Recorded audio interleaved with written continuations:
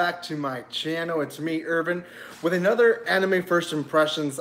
This is going to be one of the last ones. It's actually the third to last first impression that I will be doing for this season, and it's the first Netflix one. Netflix adds an entire show at once, and it's the same thing with anime. They have not gone to episode by episode how Hulu and Crunchyroll and Funimation do it. You know, usually they have simulcast at the same time. Netflix just translates the entire thing and throws it at you. So there's three that I've chosen to watch, which will be the last three first impressions that I'll be doing.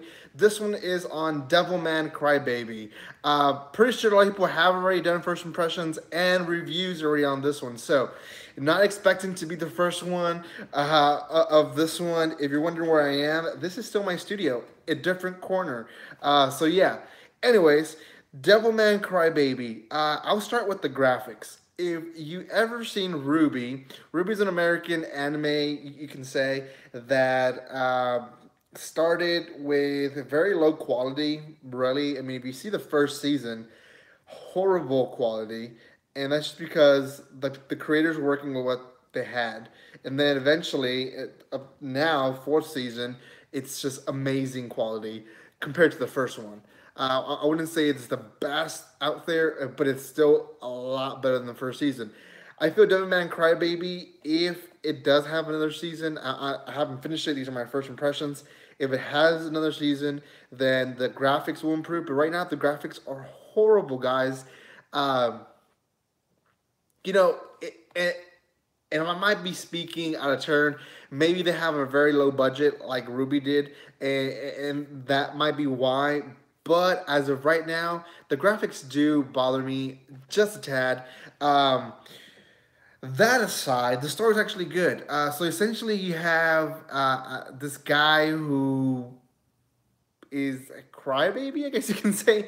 He cries for stuff. It's kind of weird. There's this girl that he's friends with that is a runner, and he meets up with an old friend, and you know, up to maybe halfway point of the first episode, it's all kind of cool and dandy, and you're just wondering what's happening. You know, why is this going on? When is it going to get to the good point? Then there's just a flip when he meets this guy. They go to a club, and then demons start eating people, and it's graphic. It's really graphic. Quality is poor, but the graphics are. I mean the I wouldn't say fan service, but the level of intensity of just the gore and what's going on in the club. I won't give any details for those who don't want get this ruined for them.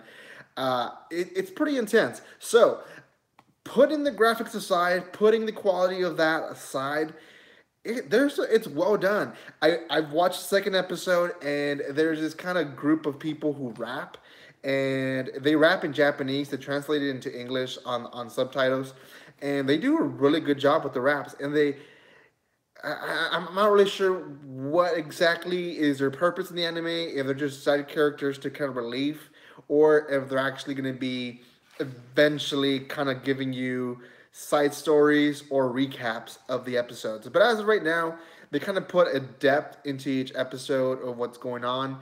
And yeah, so far, so good. Essentially, this guy became a devil man, which is kind of in between of a demon and a man, as far as I understand. And his friend kind of is like kind of douchebag and is trying to control him. Essentially, I kind of feel he is kind of like the villain, the guy who really is gonna go at him and maybe in a way manipulate him. I'm not sure. Maybe I'm wrong. Maybe he's doing this for his good. Could be. Anyways, this anime really did impress me, especially the first few minutes when I was watching. I was like, God, the quality is so poor. So, out of 10, I'm going to give this one an 8. 8 out of 10. Why not lower? Especially with the fact that I started with such a negative response to this, is the fact that the story, the plot itself, and I'm a heavy plot guy. The plot itself is pretty good, guys.